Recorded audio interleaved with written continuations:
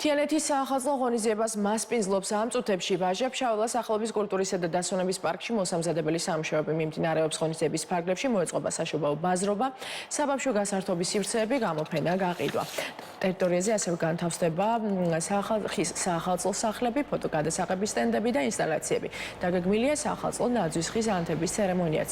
საახალწლო პროგრამა 13 საათიდან დაიწყება და დღის ბოლოს კონცერტით დასრულდება.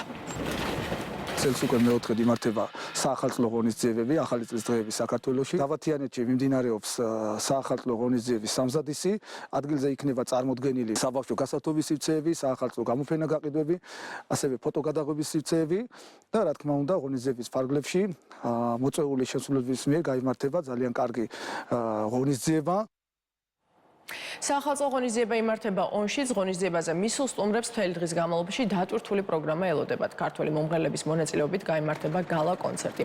19 საათზე კი ქართული მრავალჟანრის ფონზე საზეიმოდ აინთება ქალაქის მთავარი ნაძვისხი.